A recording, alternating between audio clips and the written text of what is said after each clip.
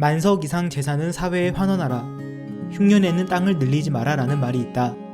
이는 예로부터 우리 경제활동에서 공동체의 후생을 배려하는 것이 중요하게 인식되어 왔음을 보여준다. 개인의 기부를 통해 사회 후생을 늘리는 것은 과거부터 중요한 일로 여겨져 왔다. 그러나 우리나라의 기부 규모는 2016년 12조 8,700억 원으로 기부 총액을 GDP 대비 비율로 살펴보았을 때 0.79%에 불과하다. 이는 미국 2.9%, 뉴질랜드 1.15%에 비해 현저하게 낮은 수치이다. 2017년 영국의 자선기부단체인 CAF와 미국의 여론조사기관인 갤럽의 조사 결과에 따르면 연간 GDP가 28,739달러였던 우리나라의 기부지표는 세계 62위에 불과했다.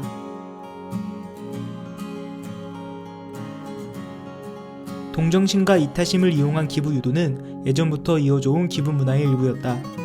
하나의 예시로는 TV 광고로 등장하는 기부 프로그램을 들 수 있다. 기부 프로그램에서는 빈곤 지역에 거주하는 아이들을 영상에 담아 기부를 유도하곤 했다. 그러나 기부 프로그램에서 빈곤으로 곤란에 처한 이들을 자극적으로 표현하면서 빈곤 포르노라는 인식이 생겼다. 이에 기부 프로그램 자체에 거부감을 갖는 사람들이 늘어나며 이제 다수의 사람들은 기부 프로그램을 보면서 동정심을 느끼기보다 오히려 기부를 꺼려하는 경향이 생겼다. 그렇기에 더 이상 우리나라의 기부 문화가 동정심과 이타심에만 의존할 수는 없다. 사회적 후생함수는 사회를 살아가는 구성원 개인들의 사회적 복리 후생의 구체적인 수치를 나타내는 함수이다. 쉽게 말하자면 돈을 써서 얻을 수 있는 만족감을 나타내는 함수다. 이러한 사회 후생함수는 크게 두 가지가 있다. 먼저 공리주의적 후생함수이다. 공리주의는 최대 다수의 최대 행복을 바탕으로 하므로 각 개인들의 효용 증가가 사회 전체의 후생을 증가시키므로 다음과 같이 함수를 표현할 수 있다. 다음으로 롤수주의적 후생함수가 있다. 롤스의 최소 극대화의 원칙에 근거하여 사회 후생이 증가하기 위해서는 최소 수혜자의 효용이 극대화돼야 하므로 롤수주의적 후생함수는 다음과 같이 표현할 수 있다. 이제 이 함수를 통해 기부가 사회에 미치는 영향을 계산해보자. 여기 수아와 이서가 있다. 수아는 가난하고 이서는 부유하다. 그렇다면 같은 돈이라도 수아와 이서가 느끼는 돈의 효용은 다를 것이다. 예를 들면 세뱃돈을 받았을 때 느끼는 효용이 다음과 같다고 하자.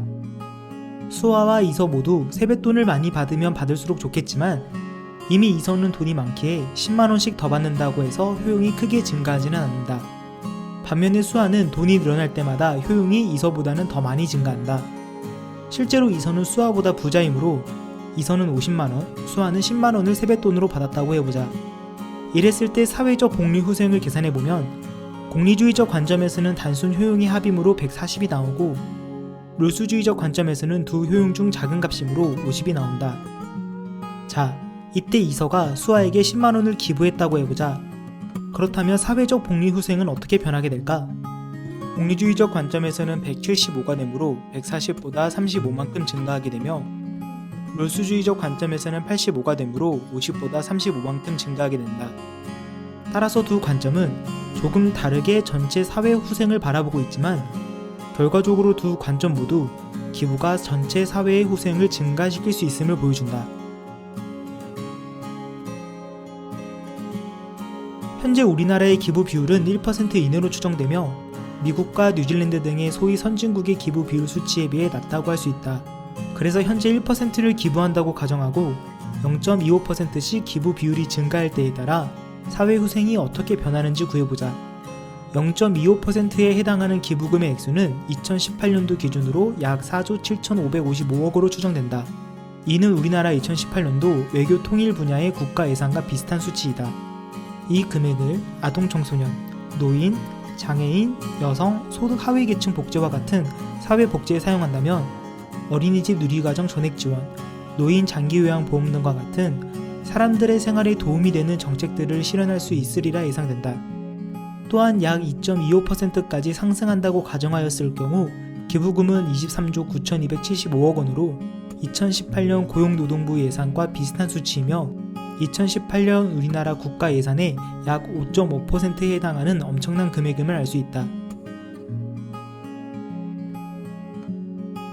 기부가 사회를 더 건강하게 만들 수 있다는 데 동의할 것이다. 그렇다면 어떻게 하면 더 많은 기부를 유도할 수 있을까? 해외의 다양한 단체들은 지역 청년들에게 자선 활동에 대한 의식과 지역 사회 발전에 기부가 어떤 역할을 하고 있는지 교육하고 있다. 하지만 우리나라는 나눔 교육이 현저히 부족하다. 대부분의 청소년은 기부인식 교육을 받은 바가 없다고 답했다. 35%의 청소년은 봉사활동을 비롯한 기부활동에 대한 교육이 필요하다고 했다. 이런 점에서 보았을 때 현재 우리 사회는 기부 문화에서 기부인식이 부족함을 알 수 있었다. 이러한 기부 문화를 변화시키기 위해 1% 정기 기부 프로젝트를 시행하고 그 효과를 소개한 소논문이 있다. 총 37페이지 분량의 기부 결정 요인 분석을 통한 기부 행위와 사회 후생 간 상관관계를 고찰한 소논문에는 기부인식 변화에 영향을 미칠 변수를 인구 사회학적 요인, 사회 문제에 대한 인식 정도, 보상 요인으로 나누고 기부 참여율과 실제 효과에 대해 설문조사 결과를 토대로 정리해냈다. 이 소논문은 정치 동아리 학생들과 경제 동아리 학생들이 연합해서 사회적 현상에 대해 다양한 측면에 걸쳐 조사하고 수학적으로 분석하여 창의학술 논문 대회에 제출한 소논문이다.